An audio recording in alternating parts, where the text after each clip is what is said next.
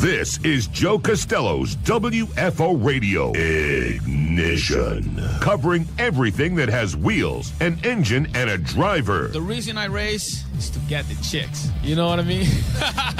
NASCAR, IndyCar, Formula One, sports cars, and NHRA drag racing. Hey, guys, just want to let you know, WFO rocks. WFO Radio is total motorsports. It's just so cool. Fasten your seatbelts, fire up the ignition, and drop the hammer. Yeah, let's do it. Now, here's your host, Joe Castello. WFO. Hey, everybody. Welcome back to the WFO podcast. Joe Castello back in studio. Got a great show for you, I think. The Giovanni in Miami is here as well, and he's going to tell us exactly what's going to happen on this show. Now, listen, Monday NASCAR, we have talked about it in the past. The downside of the rain-out race or the rain postponement is that you don't get to watch on Sunday. The upside is right in the middle of a Monday afternoon. You've got a little entertaining NASCAR Monster Energy Cup Series action. And there you have it. And Martin Truex Jr. picking up the win. I got to tell you, I just got back from Atlanta Dragway and the Arby's Southern Nationals.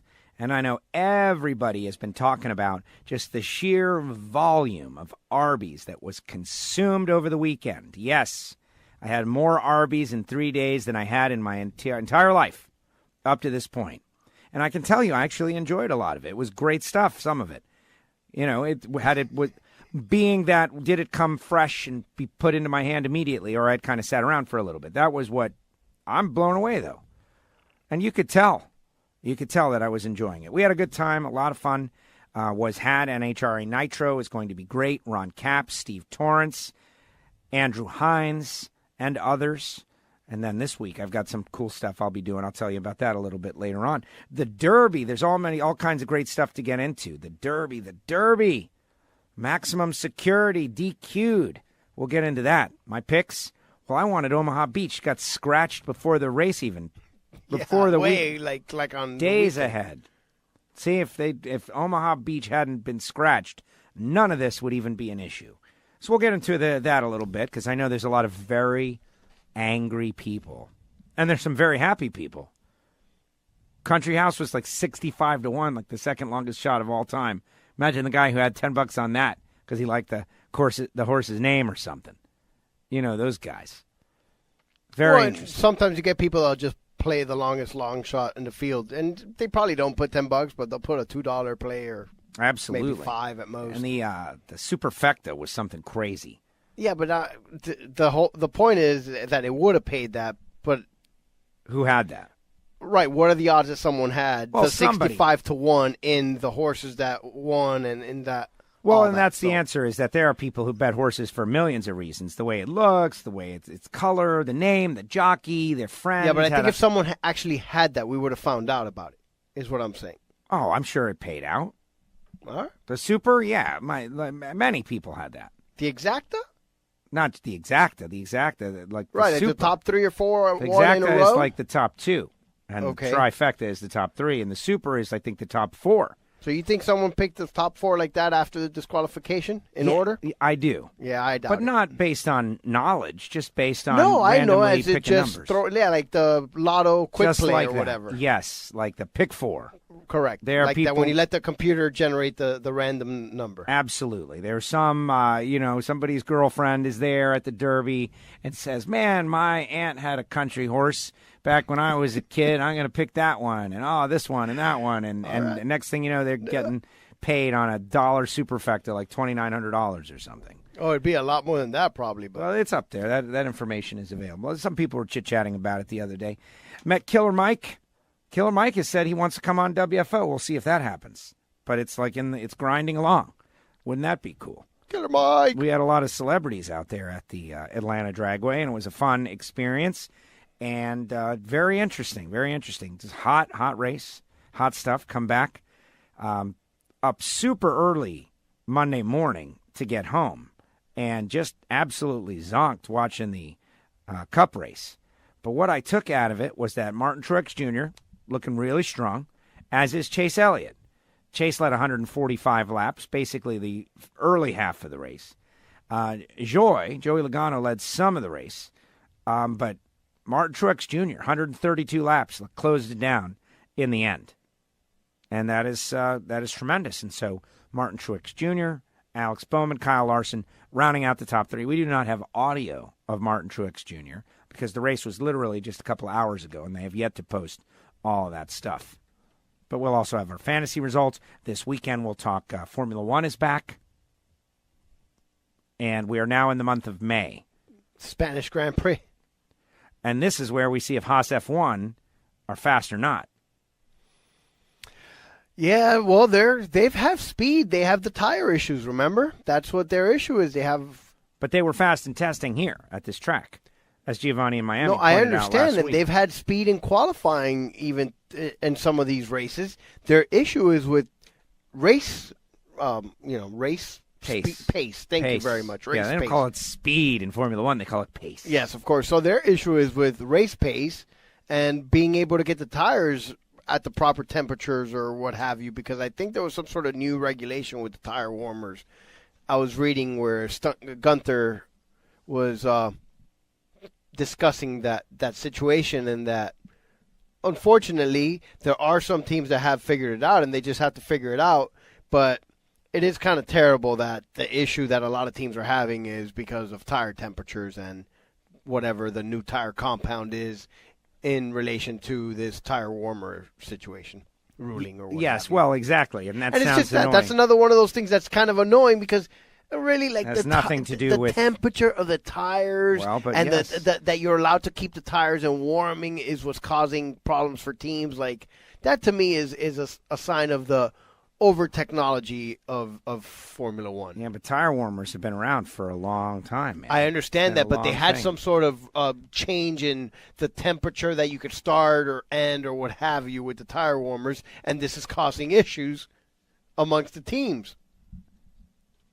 And that's whatever. Look, obviously everybody has to figure it out because it is what it is. So is there an easy fix? And that's the thing. And I see Haas is complaining. Let's go right to that from Planet F1. Gunther Steiner says having tires determine whether a car is fast or not is not the right thing for Formula One.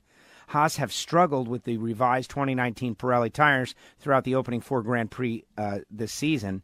One of their main issues has been getting heat into the tires, leaving the team down in 8th place in the championship. Haas have managed just one top 10 result this season with K-Mag P6 Australia.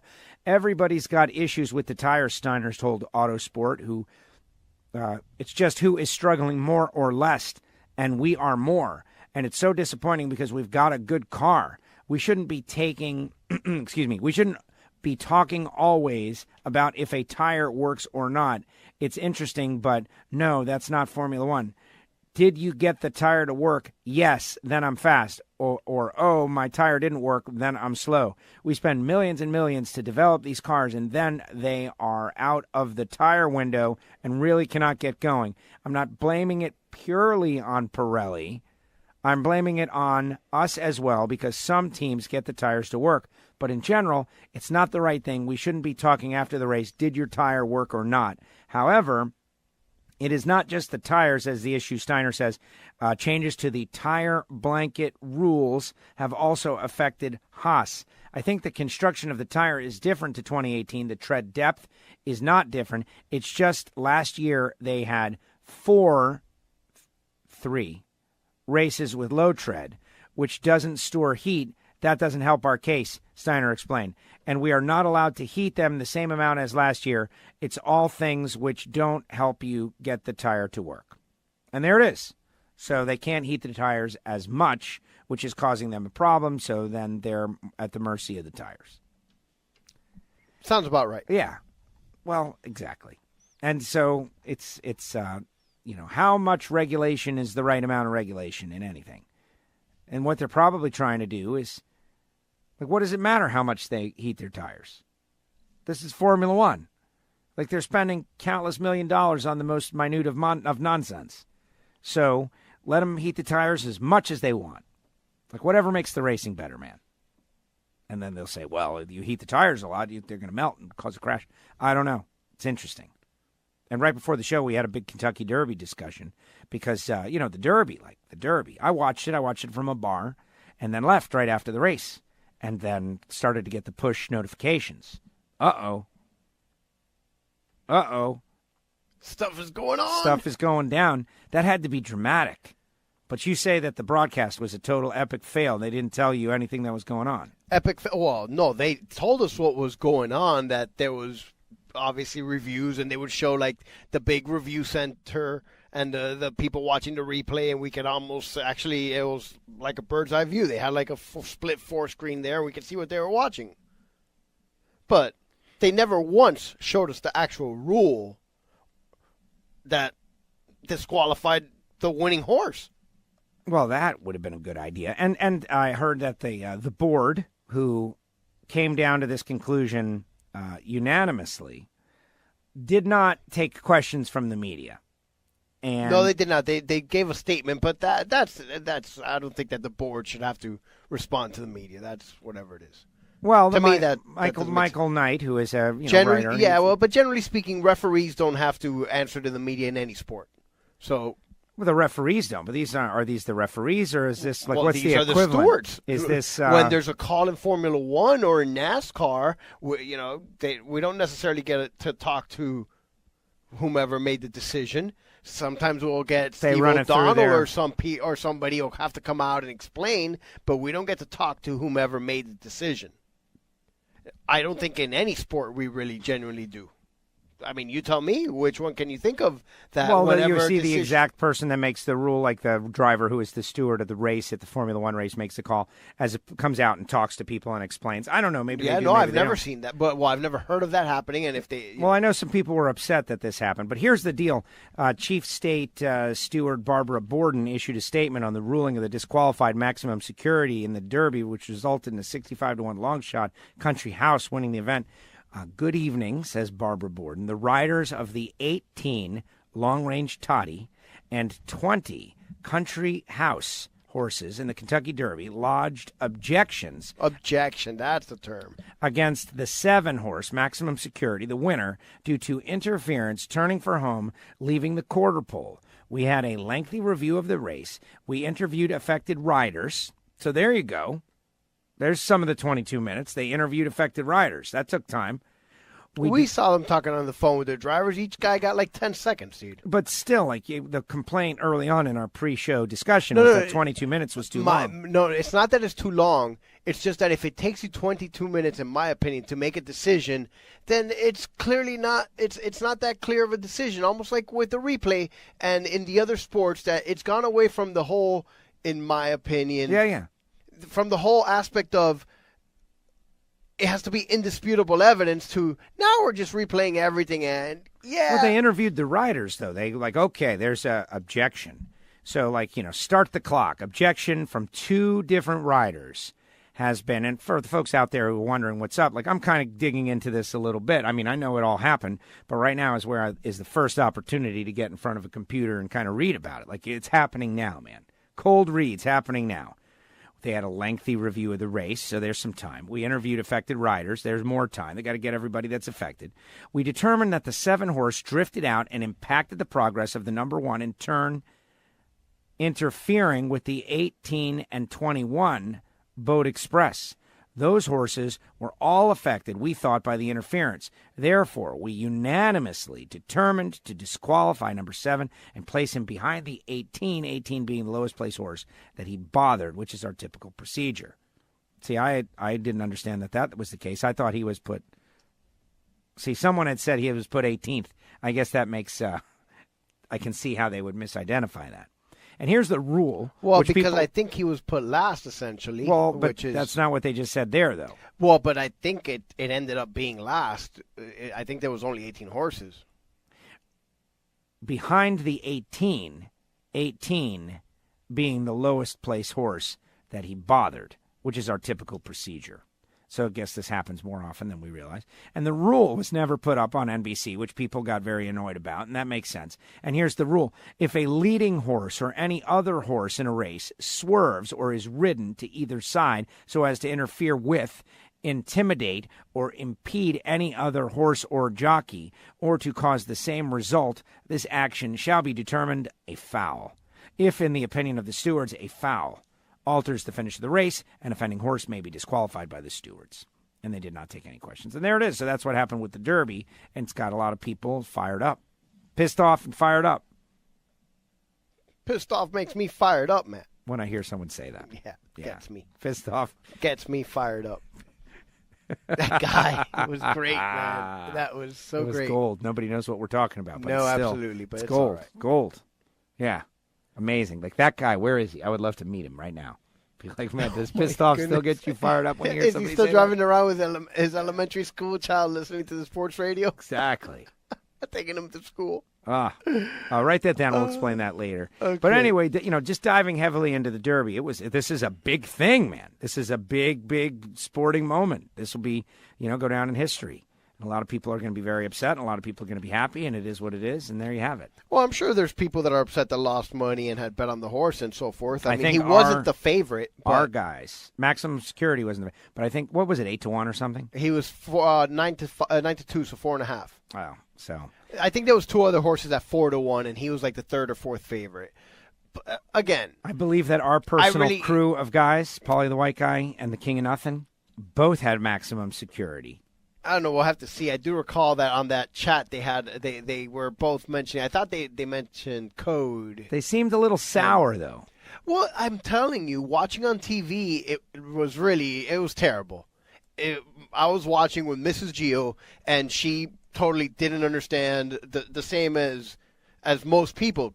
Not that she didn't understand. She understood what happened and what was going on, but didn't see why or deem it appropriate or even necessary, and walked away and said, this is ridiculous. This is, and not that we're horse racing fans at all. We watched the 3 Triple Crown races. Yeah, just like 99.9% exactly. of the population. And so the vast majority of the population watching high-rating show on TV left, feeling like if it was Bush League. And BS really. No. You can say that 99% doesn't even know what Bush League means. Okay, well, the vast majority, overwhelming majority, of the people watching on TV left with a negative experience. They don't understand that. It doesn't matter, man. They don't understand. That's the people that made that judgment after 20 some odd minutes of watching a replay and going, yeah, should we, shouldn't we? You know what? Just leave things alone when it comes to that. But it was unanimous now. See, first of all, there's only 3 people in the room. All right. But still, it's hard to get 3 people to agree on where to go to lunch. I disagree. Now, when it comes to that kind of stuff, and look, first of all, we're not privy to the conversation. I don't know that, that 2 of them. Again, I don't know. We weren't in there. No. So we don't know that 2 of them, that the agreement is, all right, look, whatever we come up with, we'll decide, and it ends up being unanimous. So if 2 of the 3 convince the other person, and they're like, all right, I'll go, Well, that's what unanimous means. Yeah, no. One person, if they don't agree, they're not going to just go along. I disagree with that. I think that's exactly how stuff happens in these closed rooms when only 3 people are there. Well, we're going to present a united front here because since this has never happened before, we don't want it to be a 2-1 decision. All right. Imagine that. But what kind of person is the person who doesn't agree that they just let themselves get rolled over? It's not that they get rolled over. It's just for appearance's sake. That's the way it works, man. Okay, so you're saying you can say that whatever you want, but you know that that's how things happen. But that's a fantasy. You just made it up in your head. You're you're sowing the seeds of doubt. Here you have. Okay, look, it's kind of interesting because neither of us really know anything about horse racing. All right, no, but we know things as far in general as the about rabbit life. hole go. Yes, but what you're doing is you're just sowing the seeds of doubt and discontent and everything. Oh, they're all probably lying. It's probably It's not that it's a lie. Why on earth? It's just the way that. What's the motivation? Because if you put out there a split decision. Well, what's the motivation to overturn the ruling? I don't know. I'm not. Well, but that's the most important, though. Like, okay, all logic that you've already laid out dictates that the simplest thing to do is to just let it stand so that the average 99.9ers like us who don't know what they're looking at feel like happy. It's just that. So to have the courage to go back and do this. I don't even think it's courage. I just think it's again, to me, it's an overuse of replay the same way that some of the other sports are starting to do it. Yeah, but there was an objection was filed. Once the objection is filed. Okay, so you look at it and you're like, you know what? It looks, again, you take everything. You're talking about a horse race on a sloppy, muddy track. See, I can tell you when I saw the race, I did notice I'm not knowledgeable enough to, see and understand exactly the moment, but he did go very wide, and I thought, wow, that was something that I don't normally see. Like, I don't normally see going weird, because first I of all, have a general I watch 3 understanding. horse races a year. Yeah, so whatever happens in a horse race, I don't normally see. Well, exactly. But So, you know again, that they don't ever do that. Look, yes, generally, you try to hug the inside rail. Well, you got to hold your line. It's part of it, because it's a very but dangerous sport. You can't be All right, but swerving everything and is very weaving. dangerous. So is auto racing, and everybody blocks. You can't at be 200 miles an hour. but there are rules about blocking. You can only block once. Yeah, absolutely. In Formula One, you can only block once, but that's not in the stock car racing. Swerving all over the racetrack is not something that ever happens. Swerving high, swerving low. You can block, yes, but okay, come on, man. Now you're making stuff up. Well, You've never seen a race where in NASCAR where the guy in the front is just high, low, and blocking the guy? Yes, I have. But first of all, it's totally irrelevant to this, because you're making a false equivalence. Number one, because something happens in NASCAR. Like, are there blocking rules in motorsports? Yes, there absolutely are. That's my point. Okay. Just because something happens, guys in a car, it's steel, it's not an animal. He can't fall off. He's strapped in. He's got a roll cage. Doesn't have 10 to 12 other guys or more on horseback that could get trampled right behind him. There are different rules. You cannot compare the two like that. And so that's what I don't get. It's like, okay, the outcome, yes, it's not easily digestible. Got it. It's not the simple answer. Everybody saw this happen, but then 2 competitors went to the board. They say, we've got an objection. It wasn't even one person. It was 2. Okay. So, well, first of all, one of the horses that objected was one of the ones that was blocked off. The other one now that you're mentioning is 2 is the one who had the most to win. The second place horse, who was not bothered at all by the wide turn. Well, and it was deemed that he was not one of the 2 horses that they mentioned there. You mentioned the 2 horses. And when by Billy, number. let's do another false equivalence. It's not false equivalence. Well, it's I'll just give you a simple. false equivalence. I'll make my own. When Billy Martin goes out there and George Brett's pine tar is above the X amount of inches, and he is trying to get a home run taken off the board. Yeah, that was Bush League too. And again, was that Bush League, or is that is that gamesmanship and playing the game and playing the rules and knowing the deal? So well, clearly it wasn't the deal, because then they had to come back weeks later or months later and replay that game. When Country House saw this other guy is filing objection, of course they're going to file an objection because they had the most to gain, and they did. So that's just being a smart sportsman. I disagree with that. I think you would do exactly the same thing when put in the exact situation. Well, I'm not, and I didn't, and I wouldn't. Well, I disagree with you. Sportsmanship. So anyway, so they go through the process, and they go to the video, and they interview the riders, and the horse did come over, and its heels were clicking up in front of the other one's heels. That's not normal horse racing. That's not acceptable, and apparently this happens on a pretty regular basis, just not in the Kentucky Derby. And so the people who don't understand the sport, us, want understanding. But back to the motivation, though. Like, that's what it is. It's like motivation of what? What do these people stand to gain? Motivation Who stands to gain anything by doing this? Again, so why would you do it? You're asking me a rhetorical question, something to which I have no answer to. Well, that's why I have no idea what anyone's motivation is. Period. And especially, I can but take you're what saying they that say. they're doing something bad, and there's something not saying trustworthy about it. Bad. I just don't agree with what they did. You see, you're making stuff up and using words that I never used.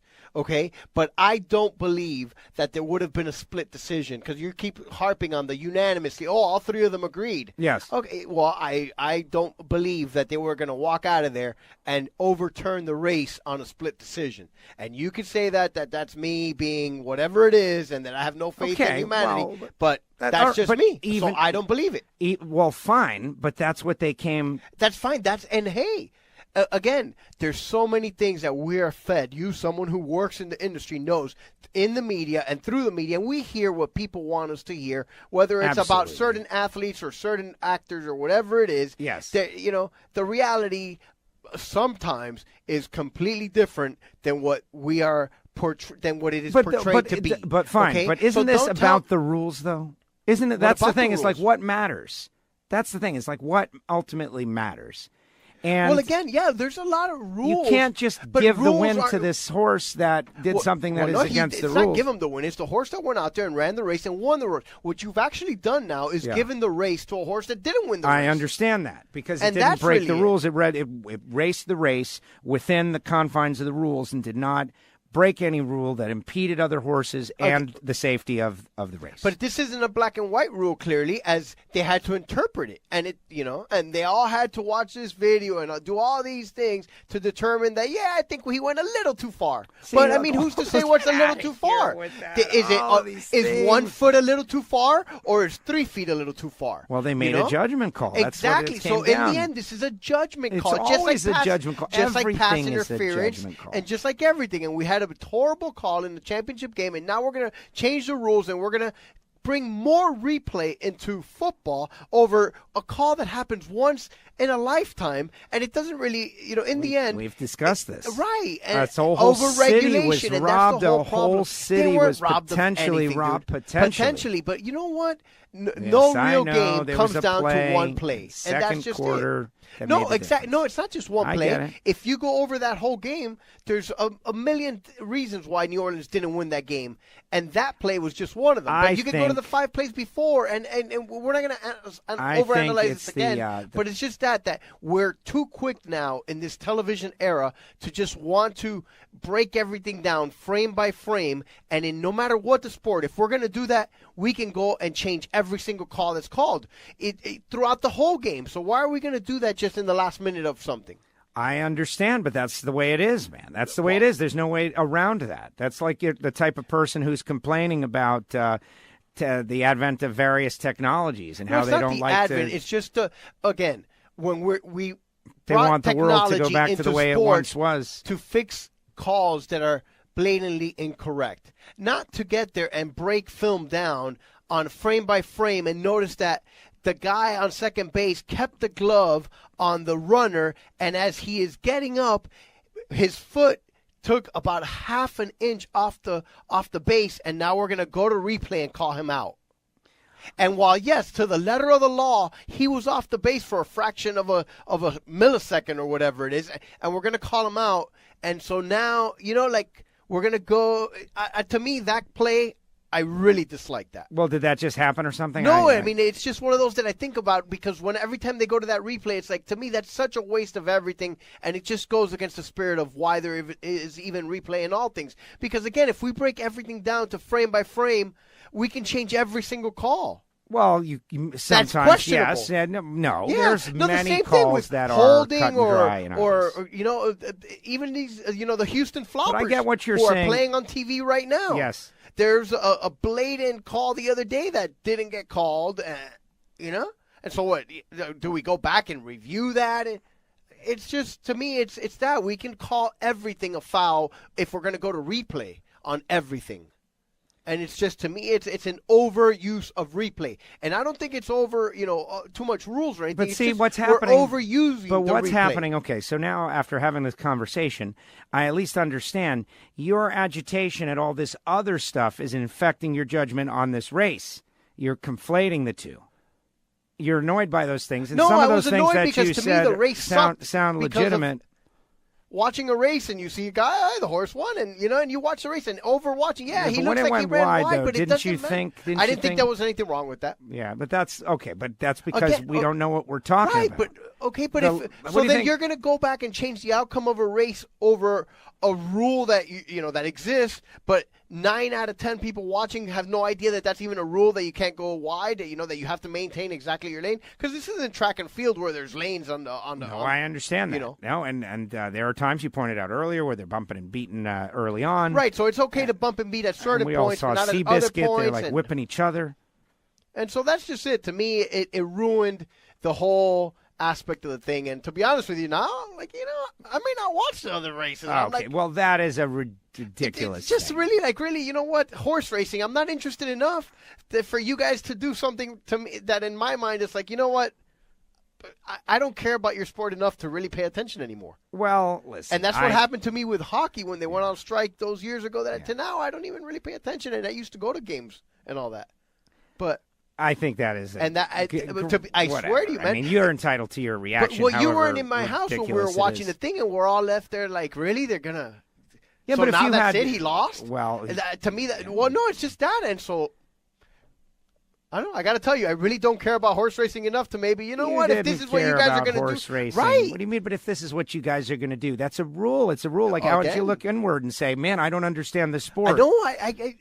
All right. I don't care enough to understand that if the guy goes a little wide, you're going to disqualify the horse that won. We were not going to have a Triple Crown winner this year. We just had a Triple Crown winner. Horse racing is like rebounding back in a way that it hasn't for many years. They've figured out this Triple Crown thing it has been, what do you mean? It has already come back. We'll see what's going to happen now. Right. The idea that en masse the public is going to reject this because of this one moment, oh my God, I totally doubt that.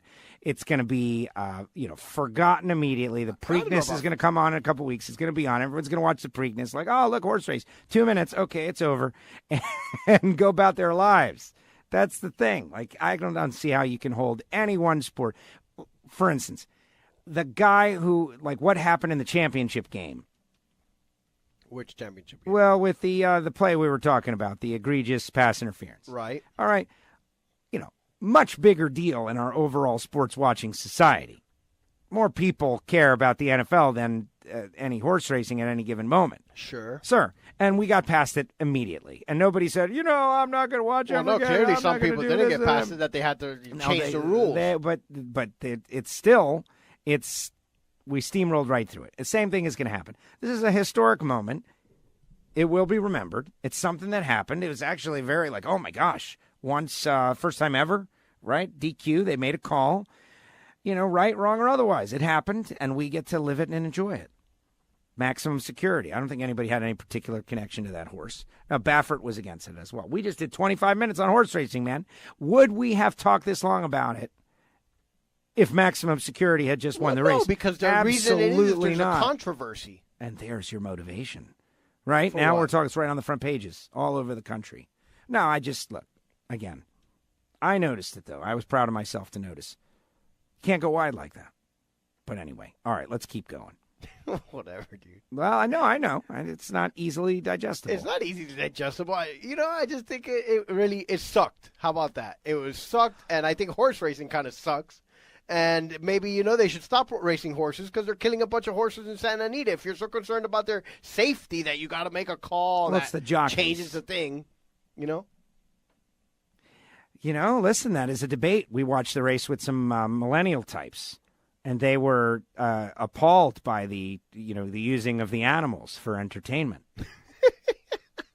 That's great. Yeah. Is that how you feel? I mean, is that... No, I couldn't care less. But that's... I like horses, by the way, but I don't have a problem with people riding horses for fun or for racing or for whatever it is. I wouldn't want them killing the horses, but... Like in steeplechase? I'm against steeplechase. Do you know steeplechase? Yeah. That's hard. Yeah, it might be. I don't care enough, to be honest with you. Yeah. The killing of the horse. You know about Santa Anita.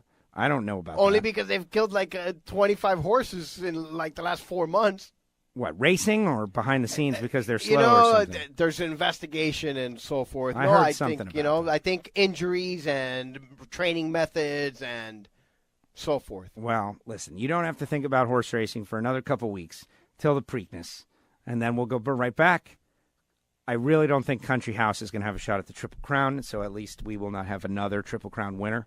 No. Yeah. Well, it's kind of becoming a Well, who knows? Because now this horse is not going to race. It all depends on who shows up. Yeah. Certain horses don't show up after Kentucky Derby. That's it. So we shall see. We shall see. So let's get back into our stock car racing background. Woo! Which, to tie them all together, it did happen at Dover Downs. Look at that. There it is. See? We brought it together. Truex wins the race, leads 132 laps. Alex Bowman was second. Kyle Larson third. I thought it was good, solid racing. They were moving out, baby. Oh, it was awesome. I didn't see anything. You didn't see any of it. So Nothing. You saw I had it in the background, background, and I heard, that Chase was winning for a while, but I was unable to watch not 1 minute. Kevin Harvick fourth. Chase Elliott fifth. Yes, Chase was leading many, many laps.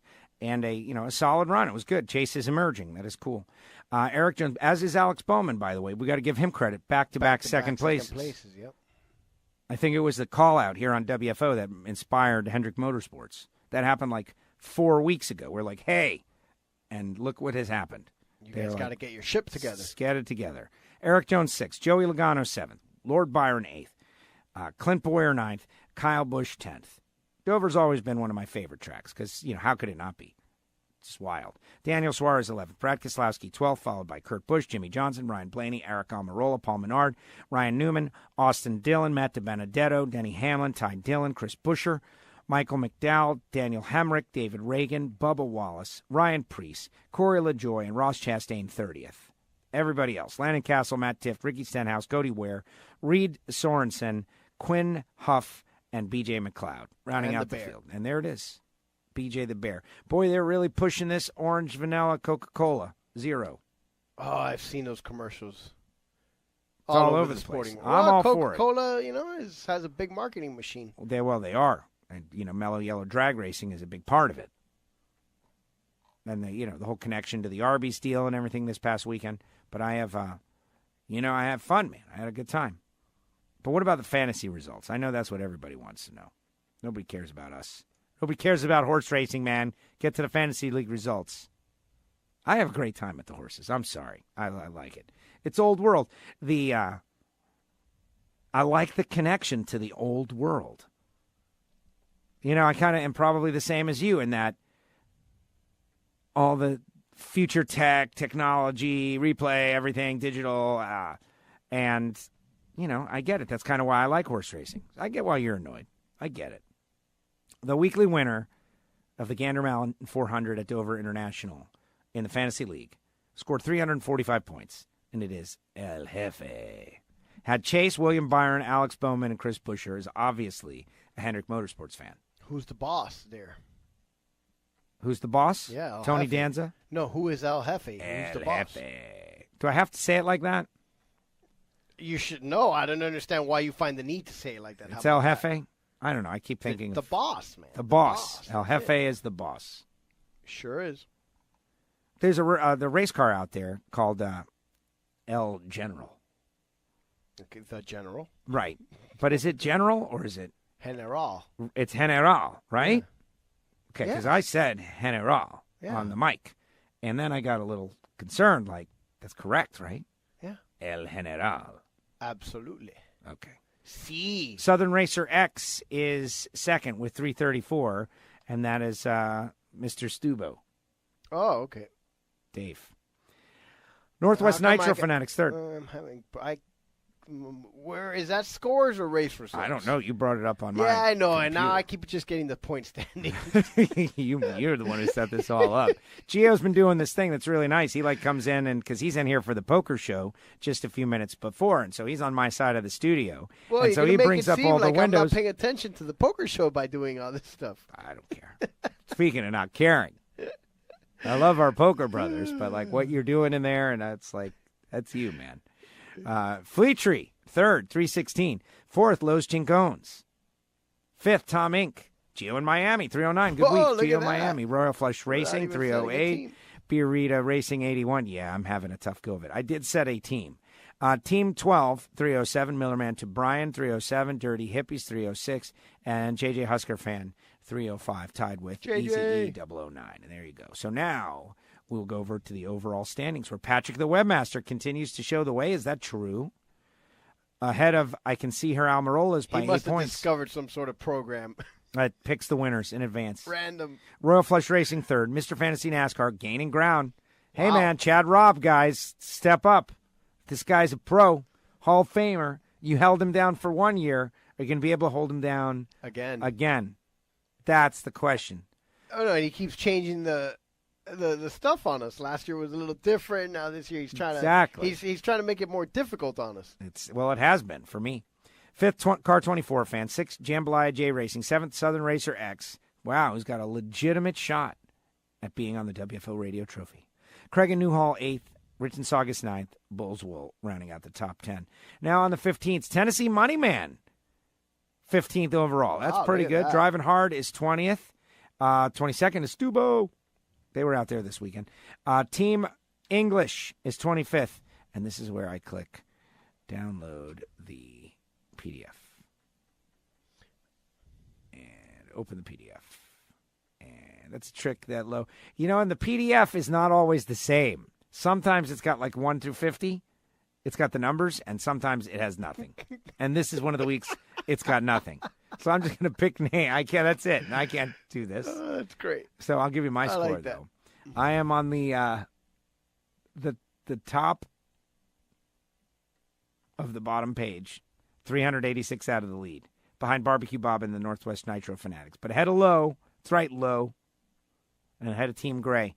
Team Gray, 294. Not bad. Is that for the week or is his week? He got 294. He's 539 back, but that's his best week in a while. That's his best week of the season. Team Gray. Wow. Yeah, 294. And he didn't even set a team either. Yeah, Mrs. Dirty Hippie's only got 2 points, so she's quit. I told you. It's over. You can see a lot of people. No, I got to tell you, there's Buffalo something difficult. breath. There's a Quit. difficulty about when you first get to the page. It opens up in that other league, not our league. Yes, it opens up in another league. The and DGG doing league. it all mobile is a little bit more of a challenge. I get it. Right, and so I think that maybe some of these players are setting a team in that DGG league and not the WFO league. You know what? That is very, very possible. Because that happened to me by mistake the first few weeks, and then I realized that, oh, wait a minute. I got to set both teams. I didn't realize that they were separate, independent teams. Which I am so against. I think it's a problem, too, because then I have to write down which team so that I can have the exact same teams and not deal with the issues of... I'm not doing anything in the DGG league. I'm not playing it at all. I'm not doing anything. I'm getting zeros because right. Why bother? The WFO league is the only league that matters. What they should do is if you set up a private league, whichever team you set up should be in that other league defaults also. to the other league. This is I'm preposterous. sure it'll take, he's ironing out the bugs. Why don't you write that down so when we discuss things with him? When we give him our report. Exactly. So this weekend, we've already done our Haas F1 report, which is they're battling the tires. It's unfortunate, but headed to the Spanish Grand Prix. And, what's to say? Let's see what happens. Like this we're is broken where down. Ferrari We're beaten down. In the preseason testing was fast and was thought to going to have a good car, but they just can't find the race pace. Pace. Yeah, they're another team that can't find race pace. This year, Bottas, Hamilton, Bottas. That's it. And not that I would think that's boring because I can find excitement in anything. Well, it hasn't been overly boring because they've, gone back and forth. And there was a race where Leclerc led the whole race and, he just got shafted. His car died at the end. And there's been passing, further back, throughout the race. And I don't think the races have been completely boring. They just haven't gone the way that I would prefer to watch. Right. Well, exactly. And even with Haas having horrible days, so there's nothing to really be happy about at the end of any Formula One race so far this year. For us, no. There's been nothing. There's been nothing for us. And mind you, I like Lewis. I think he's great, and he's not our guy, though. A phenomenal driver. Sure. But he's not my guy. No. We're Ferrari guys. Yeah, We're it stinks. Haas Well, Ferrari that's the guys. thing about motor racing in general is that, if your team is involved in a barn burner of a football game and you lose, it's horrible and you hate it, but the ride is, something. But when you're watching a race and your team and your guys just keep fumbling the ball and are getting blown out, essentially. I mean, not really blown out because they're coming in third and fifth and third and fourth. Which is not contending for the wins. And it doesn't seem like if they're really close right now. No. And after what we have gone through the past several years of just being a decade beaten, of futility. A decade of futility. It's like we thought we were going to have something going each of the last few years, and we haven't.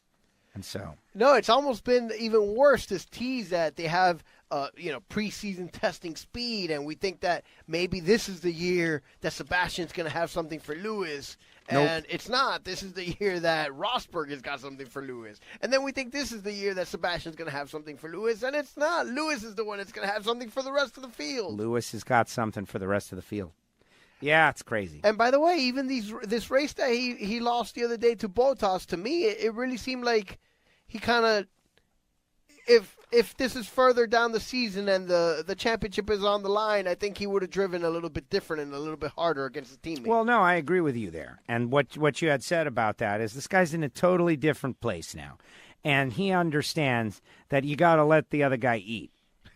You got to let him eat a little bit. Like Bottas is trying to have a career and a life and doing this whole thing too. And so is Lewis going to be the type of guy now who's going to like snatch the little morsel of food out from in front of Valtteri Bottas and take it all? It's all mine because I'm the best ever and I'm going to win. Is that in his long-term best interest? And the answer is no. Just like you said it, and it's so true. And if this is like it goes beyond racing, it goes beyond everything. It's like you got to let the others around you have a little moment here or there. Everybody's got to eat, man. Everybody's got to eat. And if you don't, then that's what brings forward animosity. Same thing. You see it even in gambling. Like the guys, if the guys can't win even 20% of the time, they're eventually gonna, get tired of the playing, and it's not gonna be fun, and they're gonna stop. The bankroll's gonna run out. Right. That's exactly right. So I think it was wisdom. Lewis, like, yeah, maybe I can pass him, but do I really want to press the issue this early in the season? What kind of a guy am I?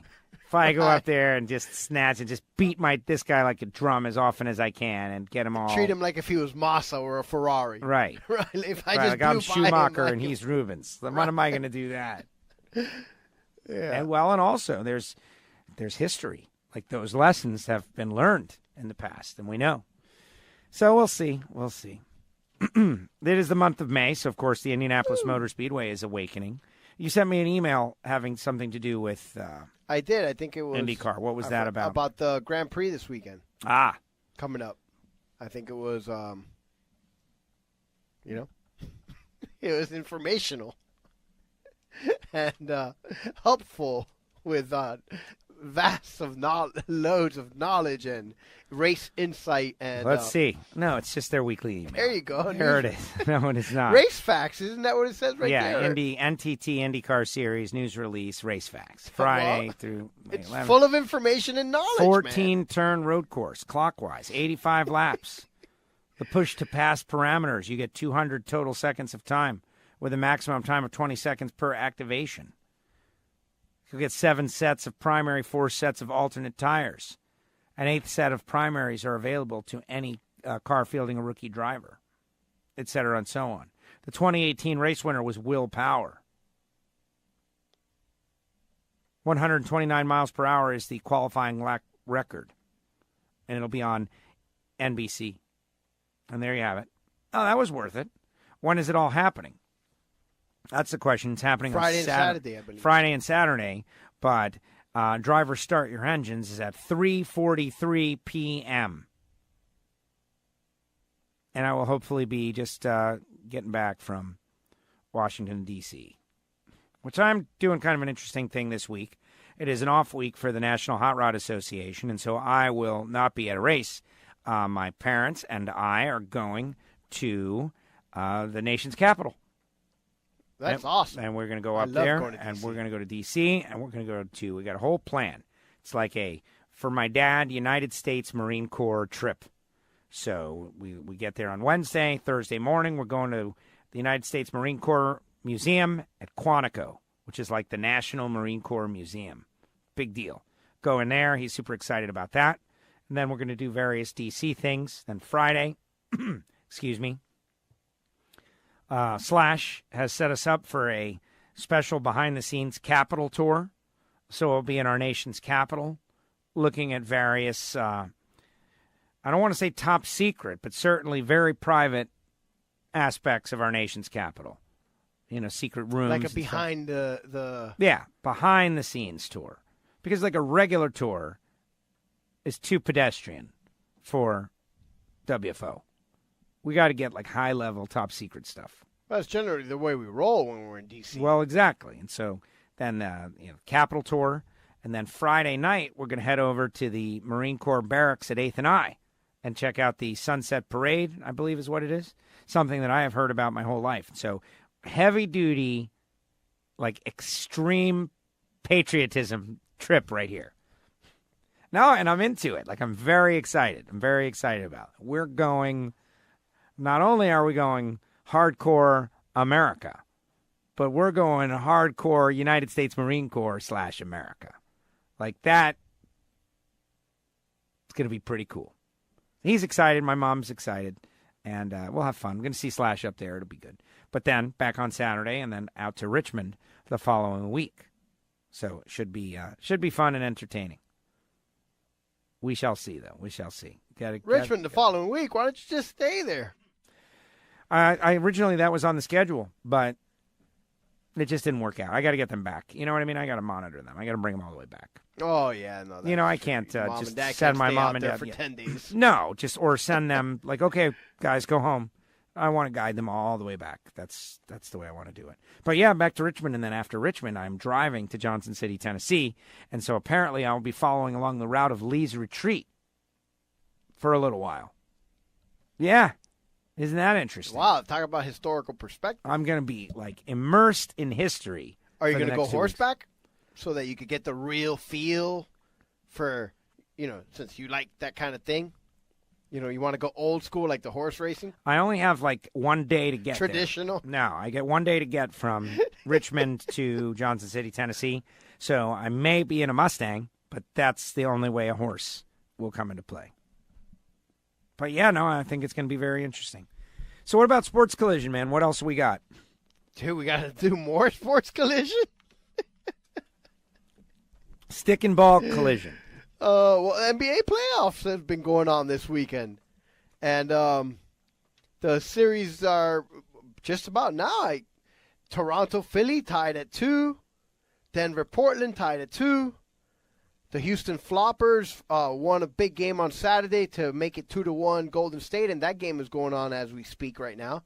And Milwaukee-Boston, Milwaukee was up 2-1, but they played Game 4 tonight. It just ended earlier as we were recording this wonderful podcast. Yeah, I think it's been great so far. Milwaukee has won, and now they have taken a 3-1 lead.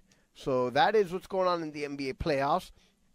And they've been pretty, the games have been fun. I believe Denver and Portland, I think it was Friday night, played a 4-overtime game that kept me up to like the wee hours of the 2 o'clock in the morning. Oh, my gosh. Well, I mean, I was sitting on the couch watching TV anyway, but it was, I guess it's kind of fun watching that kind of, those kind of games that they're just back and forth, super high scoring.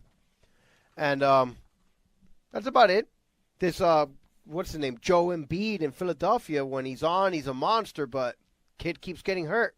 Oh, really? Yeah, unfortunately for him, because he is, but again, he's one of those physical specimens that, I feel like if he was hurt in college and he keeps getting hurt now, and he's going to have to find a way to remain available. What's his first name? Is it like Joel? I believe it's Joel, yeah. Joel? Joel, Joel. Joel or Joel? I've heard it said Joel Embiid. It's spelled Joel, so. Joel. Joel. Joel. Yeah, right, exactly. Right. Son of Jarrell. Son of Jarrell, exactly. Right. But the kid's going to have to, be available, because we all know that the most important ability is availability. Yeah, got to show up. You got to show up. And the other day he was awesome and his team won, and then yesterday he was not so awesome. Apparently he was sick and didn't play very well, and his team lost. And if you're going to be a superstar in the association, we can't have you coming up with excuses that you're sick when you don't play well, because the best in the sport always seemed to come up even bigger when he was sick. So interesting. That's just it. My 2 cents on Joel Embiid. 2 cents. No, I like the guy, and when he plays, he's phenomenal, but he's injured too much. Or unavailable too much. Simple as that. All right, let me mention the great sponsors of WFO just to rattle through these people. They support NHRA Nitro. Well, they support WFO Joe. Well, exactly. And that's the thing. I always like to mention them as often as possible, like MagicTryUS.com. And if you've got a shop and you're doing work on things and you need something to clean something up, Magic Try is what's up. But if you've got a cat, then CatSpotLitter.com is what's up. So you just got to get in on it. And MotorsportsGuys.com. I saw the CatSpot TV spot yesterday. A CatSpot TV spot? The cat. Oh, yeah, one. I don't know. Oh, I've never seen a CatSpot TV spot. It was, well, I don't think the race was on yet, but it was maybe leading up to that. In NHRA? I had FS1 on, so it could have been during the NHRA. MotorsportsGuys.com, Terry McMillan, DNQ. It was very tough. Wow. Yeah, it was a rain-shortened qualifying. I don't think whenever you lose a session to rain, then Stuff happens. Stuff happens. And so I don't read into it at all. In fact, you go to NHRA.com, there's a story up there. It's like, Terry McMillan and team finding their stride. Bang. Right, it was written before the event. Right. Well, that's probably the story. Just zapped them. What are you going to do? It happens every once in a while. I got to go see who wrote the story and get after him a little jinx. bit. Zapped him. Wow. You guys really have it in for Terry, He's the huh? mensch. Poor Terry. But motorsportsguys.com, and Terry, great guy. Like, here's what I would say to Terry right now. Hey, you are the U.S. Nationals winner. So, it all evens out eventually. And it's just his luck that he happened to, on a race that there was a full field. Right. Frank Hawley's Drag Racing School, Dragster Adventure. Definitely want you to go on that. Rodak's, coffeeandgrills.com. Marvin Rodak was loving the Arby's pitches we were doing on NHRA.tv. And he took to Facebook to talk about it. I thought it was pretty fun. The concept was this, and I'll let you guys know about it. The concept was Days of Thunder. You may recall Cole Trickle is out there going around and around and around, and he wants to come in and pit. And they say to him, They were eating ice cream. They were eating ice cream. They can't. We're busy now, right? I remember. And that was like the origins of the bit. And so Reinhardt throws down to Jason Logan and myself, but we're too busy eating Arby's to really handle whatever he's throwing our way. And people enjoyed it. And, I got a little improv there, too. I had a little fun. I like comedy. I have a, minor but existent comedic abilities from time to time. What are you, funny? Like a clown? Like funny how? No, you said it. You said it. I didn't say it. You said it. Funny how? What, do I amuse you? Oh, man. Great stuff. Samtech.edu, the School of Automotive Machinists and Technology. Has everyone heard the Bill Skillman episode of Factory Stock Podcast?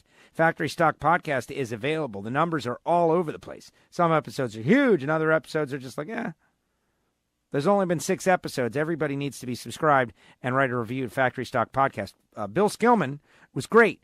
We did that show, because I was getting ready to go right back out of town again.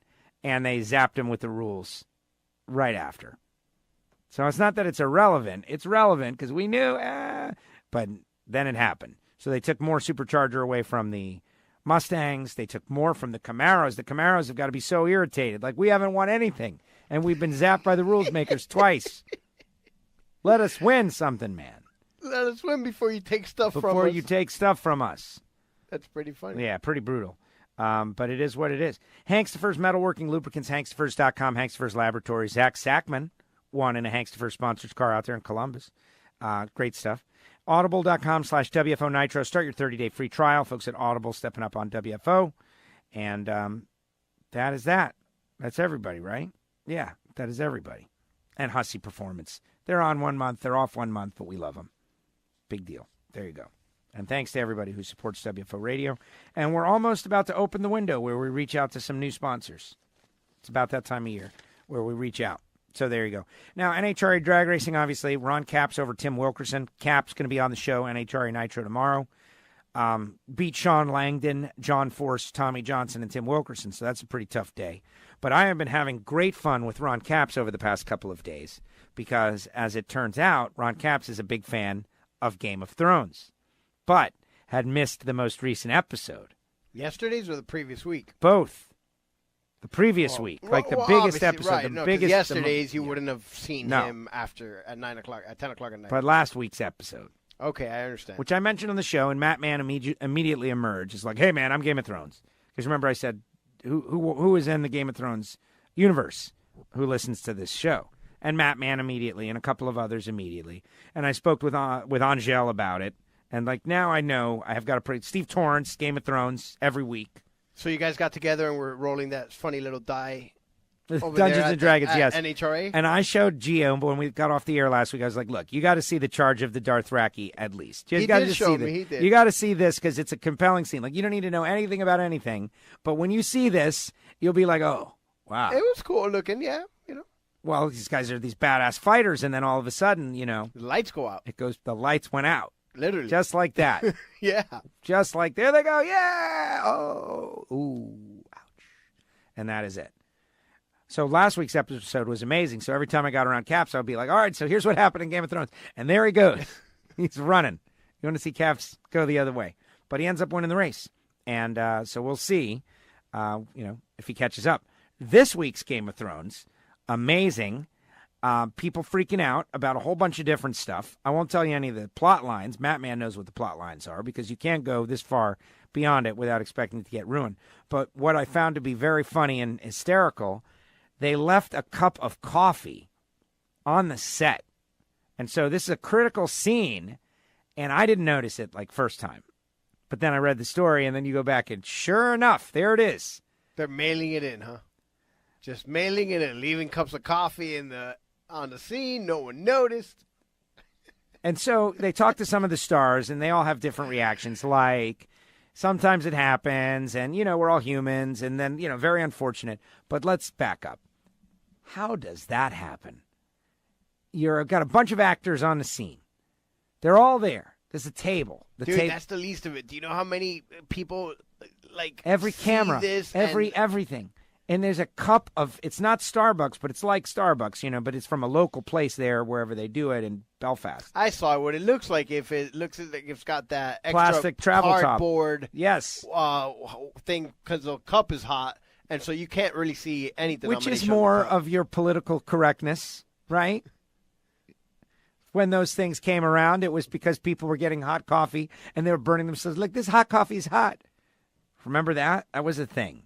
When the people sued McDonald's because the coffee was too hot when they spilled it on their lap. And right. And that But then there's the people that thought the coffee was not hot enough and threw it at the person in the window because the coffee was cold, right? I don't remember that one. No, I was going to say. Somebody got cold coffee and got pissed and threw it at the This is preposterous. But that thing that's around the coffee now is only there because over the years people sued and complained and whatever. But it's got that. It's got the plastic top that you drink out of. Yeah, I actually have a very modern picture of it. Piece of something sitting in Game of Thrones world at a very critical scene. Absolutely. How does that happen? How do they not CGI it out? How do they not just blur that spot? They blurred everything a week ago. You couldn't see anything. And then this week, a week later. Maybe they left it in there on purpose to make you want to go drink some coffee. It was. It was an Easter egg. It was a product placement. Oh, yeah. I don't know. I just find it to be. But you know what the best part about it is? Seriously? What is that, Chip? If Game of Thrones can mess up like that every once in a while, no matter what we do, we're good. We're good. Hey, listen. Yeah. One day, there's a day that I'm going to miss something on the show, or I'll say something, or I'll drop an S-bomb, and we won't bleep it. Something will happen. And the day that happens, I'm going to feel okay about it, because in Game of Thrones, they left a coffee cup in a critical scene in the final season. How many people watched that? Like, I don't know what the process is, but you'd think that 10, a lot of 15 people... 15 million. But I mean, no. I mean... like how many people didn't notice that the cup was check there? The work, right, yes. Before they send it. Well, a whole bunch, but, Think of how much work you put in just to listen to our little show. Like 1, 2, me and you try to do our best thing to make sure things are right. Okay, Game of Thrones. It's got to be like, 100 people. Poop happens, man. And they all missed it? They're sitting on the set. There's a cup of coffee. Everybody missed it. The actors, the actresses, whoever put it there, whoever left it there. During the scene. All right, back to one. Everybody, let's go. Places. Here we go. Okay, Wildling clearly guy. It's the blonde girl's coffee. Maybe no, but it's in front of her. Right. I don't know her name, but okay. Emilia Daenerys. Clarke, I believe. Emilia Clarke. Okay, everybody's ready. Here we go. Okay, action. Han Boom. Solo's girlfriend. Oh my gosh, whatever. Game of Thrones. Yeah, swords, dragons. Okay, cut. All right, there we go. Everything cool. Yeah, we got it. Here, let me get another sip of my coffee. Nobody notices. There's a cup of coffee. All right, send it to the editors. Because there's many, many layers. Nobody sees this freaking cup of coffee. Episode comes on last night. Immediately, millions of people see the cup of coffee. There's a cup of coffee there. I didn't see it. But millions see the cup of coffee. There it is. Yeah. Stuff happens. Boom. There it is. Stuff happens. That's it.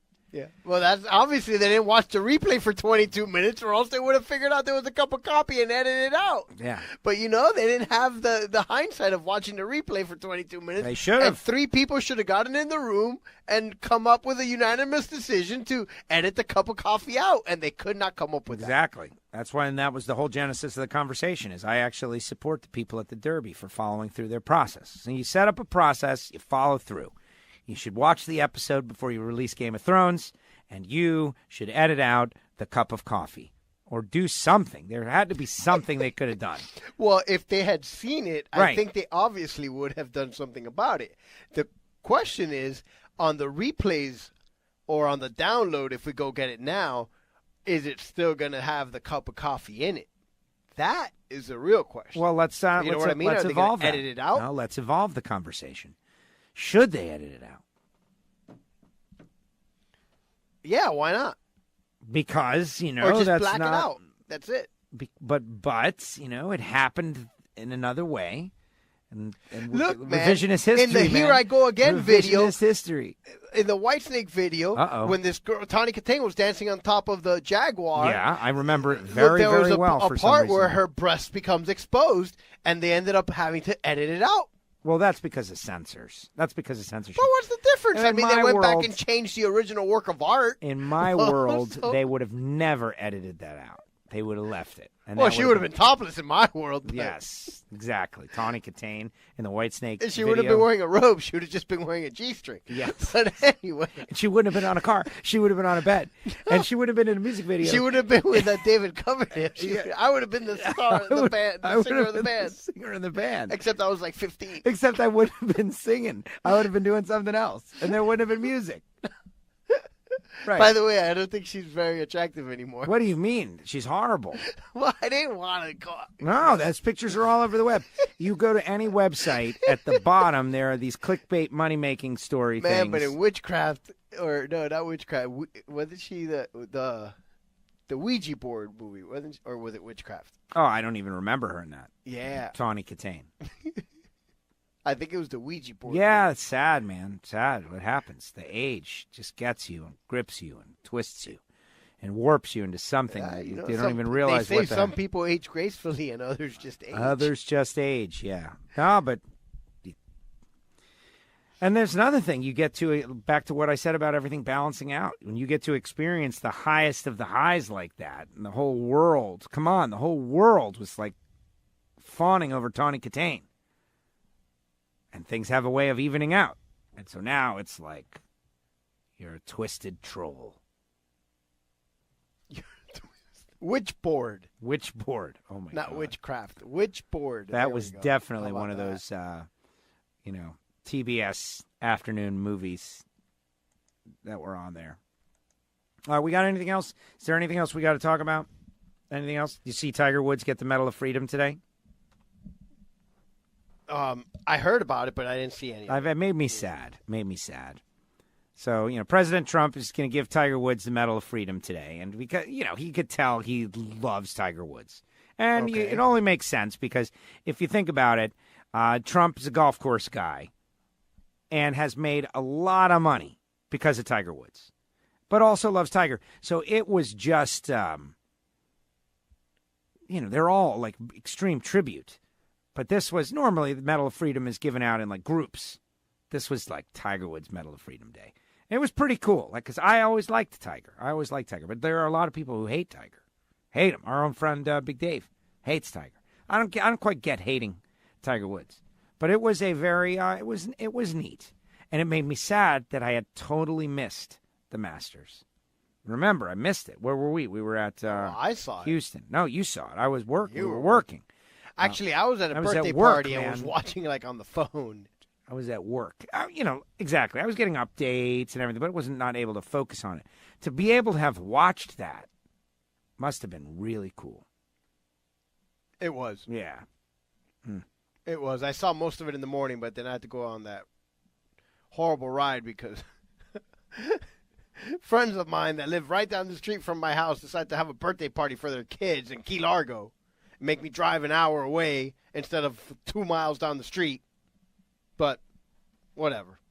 No one. You're really always cares about complaining. Like people are setting up these wonderful, fun experiences for you, and you just complain about all of them. All you want to do. Here it is: misplaced coffee cup spotted by sharp-eyed Game of Thrones fans. There it is. Okay. But yeah, you know, like they set up a great reason for you to go down to the Keys and enjoy South Florida, and you're just complaining. You had to drive. So sad, so negative. Negative Nancy. I'm just scouring some of the internet pages to see if there's any big story that I may have missed. You know, seeing as, you know, we just got off the plane and all of this and all of that. Adults more likely to vape if they live with kids, study says. Yeah, as opposed to smoking cigarettes, that would make sense. Yeah, that makes total sense. The nicotine vaping is getting out of control, man. Everybody. Well, I mean, is it nicotine? I don't know anymore whether people are vaping or Oh, that's my move. or cannabinoids or what was it? The CBD. CBD. Well, that's my new move. Is that I'm noticing a lot of people vaping, which and I'm talking about nicotine vaping. Okay.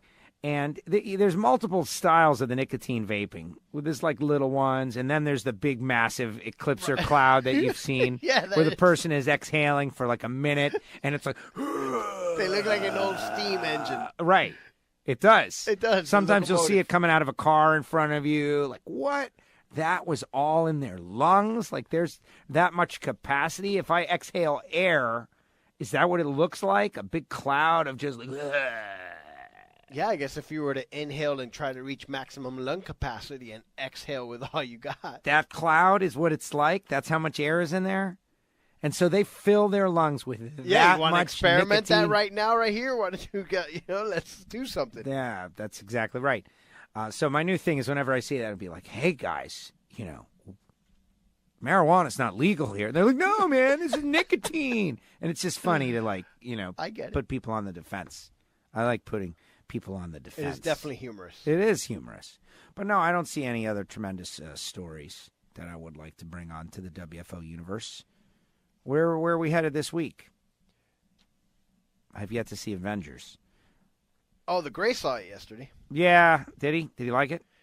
He said he liked it. He said it was really long, Bobby. Really? Yeah. Apparently it's like 3 hours and 15 minutes or so. What? I guess it makes sense. It's the last one. Vladimir said that it's good, but not as good as the last one. Okay, I haven't seen it, and everyone else I've spoken to it thought it was the greatest thing since sliced bread. Or this one? Yeah, I think I'm stuck, dude. You are. You're having problems with your... The mic is yanking. Well, why is your mic cable behind your body? Well, I usually have this thing where I wrap it around my collar so around that it your doesn't neck. Move around your and neck. make that noise that Okay. Those guys that do the other show are constantly doing and annoying me while I'm behind the mic over there behind the controls. Okay. That makes sense. But anyway, I don't even know what listen, I think this has been a tremendous But the kids liked the movie. The adults liked the movie a lot. They thought it was the greatest thing ever. The kid thought it was too long, and all he was talking about was the great food he got to eat afterwards, and the dessert, and the chocolate brownie, fattening 10,000 calorie thing he ate. He went to DQ. Exactly. Oh, the Dairy Queen. Right, so he finally got to go to the DQ. Aunt Nikki took him to the DQ, and so he was bragging. That's all he really cared about. The movie was long forgotten by then. Well, exactly. And that's like the kid world. Yeah, that's how they are. So, well, all right. I think we're pretty much done. We are wrapped up on this edition. The Yankees have won tonight. That's good. They defeated the Mariners. Yeah, they played it. It seems like I heard the game on the way here. So CC, how come you didn't bring up that CC got 3,000? That wasn't today. That was last week. There was today, but we haven't spoken since that has happened. Well, because so much has happened in a week ago that CC pitched. That happened like on Wednesday or Tuesday or something. Still, it's a major milestone. It is, but again, so much happened between then and now that we talked about a horse race for 20 minutes. That's why. We did. That's the Derby, man. The Derby. I can't wait to figure out which of my friends actually profited and which ones. Well, nobody profited. I can guarantee you none of them had Country House or Horse or whatever his name is. That's the whole problem of the whole thing. Let's just be honest. Everybody hates the name of the horse that won now because it's a terrible name for a horse. Country House. whoever did that needs to, with all these Roadster and Maximum Security and all these cool names, California Chrome, all these names over the years. Yeah. Country House. Not cool. Like, Pink Feather. All right. I think we are ready to get out of here. On the show, tomorrow we got Steve Torrance scheduled. Ron Capps already in the can. Possibly Killer Mike. That may happen. Wow. Do you even know Killer Mike? Of course not. Exactly. He's so out of touch with what's hip. Killer Mike is a big guy, man. He's big. Literally? Yes. Okay. Literally. And figuratively. That's why I'm like, I don't even know if it'll happen. Got like 800,000 Instagram peoples. All right. He's part of Outcast for a little while. Okay. He's got a Netflix doc. Wow. Why are you going to have him on? Because he came out to the drag races. Oh, okay. That'll do it. He's a rapper, Killer Mike. Okay. Have you even heard the name Killer Mike in the past? Never. I mean, I've heard of Mike, and I'm sure that some Mike refers to himself as Killer Mike. But no, I had never heard of this. That's pop culture, man. Like, that's a bad thing. Like, that right Really? there. Yeah. It's just pop culture. Like, you don't have to, like, own Killer Mike music. What group was he in again? Well, he's Killer Mike. Oh, okay. But he did some stuff in the early 2000s with Outkast. I've heard of Outkast. Have you heard of Outkast? Yes, I have. You want to hear something crazy? Go ahead. Carlos Hawkins stuff has got his show. I don't want to say little show. His show on that 1210 The Man. And the other day I put it on, and they were having a conversation about Outkast. Interesting. And that the youth of today doesn't know Outkast. You know what? I heard that episode or somehow for whatever reason. But what's funny is, neither do you. I do know Outkast. I just don't, I've heard of them and I've heard of their music, but I don't know like every member of the group. My point is that now it's in the past, and apparently like it's not even a relevant thing anymore. But Killer Mike is. Killer Mike is a known commodity. All right. People are very excited about it. Well, I'm excited. Let's see if he comes up. And then, of course, Andrew Hines and others. All right, everybody, that's going to do it. WFO. We'll see you later on in the week. WFO! The views and opinions of the hosts, guests, or callers do not necessarily reflect that of the station ownership, advertisers, or agencies.